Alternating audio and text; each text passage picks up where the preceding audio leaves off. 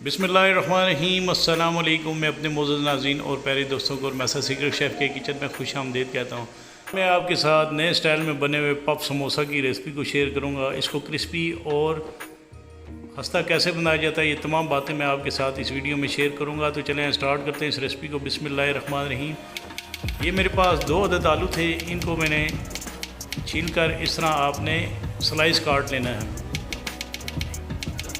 Slice काटने के बाद आपने इसको एक पैन में डालकर उसमें पानी डालकर आपने आधा खाने की चम्मच के बराबर इसमें नमक डालकर इसको आपने कवर कर लेना है। इसके बाद आपने इसको चूल्हे पर चढ़ाकर इसको बॉयल करने के लिए रख देना है। तो इस तरह आपने इन आलूओं को बॉयल करना है। बॉयल करने के बाद जब ये आलू नरम हो जाए तो आपने इनको स्टैनर में निकाल लेना है। तो आधा घंटे के बाद ठंडा करने के बाद इन आलूओं को, ये तकरीबन 1.5 कप के बराबर हैं, ये आपने आलू डालने हैं इस बोल में। और 1/4 कप के बराबर आपने प्याज डालना है। 1 खाने की चम्मच के बराबर आपने हरी मिर्ची डालनी है। और ज़ीरा 1 चाय की चम्मच के बराबर आपने इसके अंदर डालकर इसके अंदर आपने क्रश किया हुआ सूखा धनिया जो है ये आपने डालना है, ये आधा खाने की चम्मच के बराबर।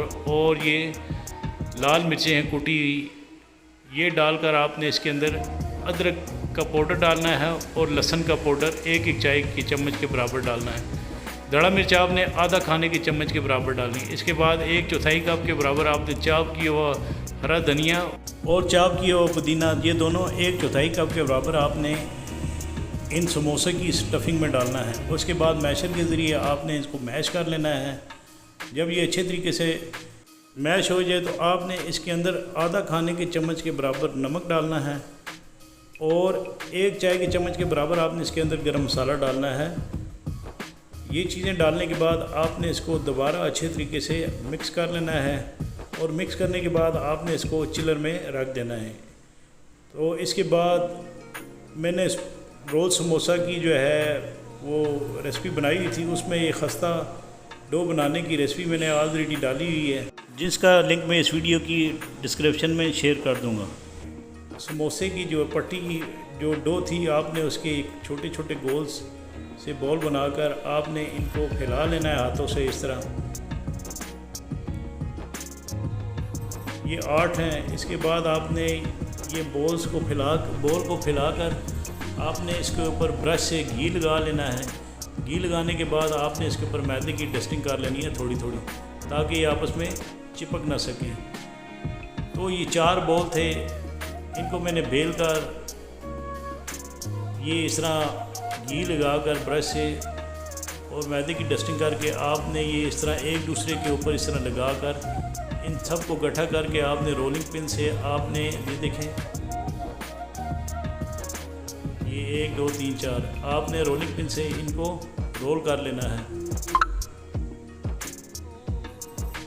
और इसके बाद आपने इनकी साइडें जो हैं वो काट लेनी है। नाइफ़ लेकर आपने इसकी साइडें काट लेनी हैं। आप इनकी साइडों से को नमक पारे बना सकते हैं अच्छे से।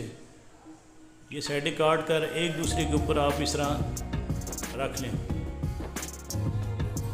और इसको मैं इस तरह ट्रायंगल शेप में काट लूँगा। आपने ब्रश के साथ इन ट्रायंगल्स पर पानी लगा लेना है। इसके बाद आलूओं की फिलिंग जो मैंने बना कर रखी हुई थी वो आपने ये दरमियान में डालकर आपने इनको क्लोज़ कर देना है। आपने पानी इतना लगाना है ताकि ये अच्छे से चिपक जाए। ये आपने नाइफ़ को उल्टा करके इस तरह आप इसको चिपका सकते हैं। और इसी तरह ये दूसरे पीस को भी आपने इसी तरह टर्न करना है और ये आप इस तरह टर्न कर लें और आप इसको नाइफ़ के ज़रिए इस तरह टाइट कर लें साइडों से, ताकि इसकी फिलिंग जो है वो बाहर ना आए।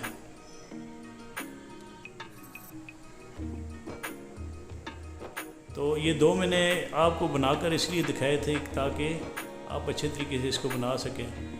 और ये जो साइडें हैं आपने इनके ऊपर थोड़ा थोड़ा पानी लगाकर एक दूसरे के साथ आपने इनको एक दूसरे के ऊपर रखकर गड्ढा कर लेना है। एक इस तरह जो है थोड़ा सा प्रेस कर लेना है और इसको आपने ऐसे टर्न कर लेना है। ये इंशाल्लाह नमक पारों से भी खस्ता बनेंगे। तो आपने इसको प्लेट में रख लेना है। ये तमाम समोसे मैंने बना लिए हैं और ये साइडें काट कर इनको रोल कर लिया है। तो ये बहुत ही खस्ता और इंशाल्लाह क्रिस्पी बनेंगे। इसके बाद मैं एक फ्राई पैन में तेल डाल लूँगा। तेल को मैंने गर्म कर लेना है। मीडियम हाई हीट पर रखकर आपने तमाम समोसे इसमें डालकर फ्राई कर लेने हैं। आपने याद रखना है कि ऑयल की जो हीट है वो ज़्यादा ना हो। अगर ऑयल की हीट ज़्यादा होगी तो जो समोसे हैं आपके बाहर से ब्राउन हो जाएंगे और अंदर से कच्चे रह जाएंगे। तो ये इसके बाद ये समोसे तैयार हो जाएं तो आपने इस तरह स्पाइडर स्टैनर लेकर इनको एक एक करके आपने निकाल लेना है ताकि इसका ऑयल जो है अच्छे तरीके से निकल जाए। और इसके बाद आपने इसकी प्रेजेंटेशन कर लेनी है। ये मैं इसको केचप के साथ सर्व कर रहा हूँ। आप चाहें तो ग्रीन चटनी के साथ भी सर्व कर सकते हैं। तो इंशाल्लाह मुझे उम्मीद है कि आपको मेरी ये बनाई हुई रेसिपी ज़रूर पसंद आएगी। इसके बारे में मुझे कमेंट्स ज़रूर दीजिएगा। तो इसके साथ ही मैं आपसे इजाज़त चाहता हूँ। अल्लाह ताला आप सब का आमीन नासिर। जज़ाकुमुल्लाह खैर।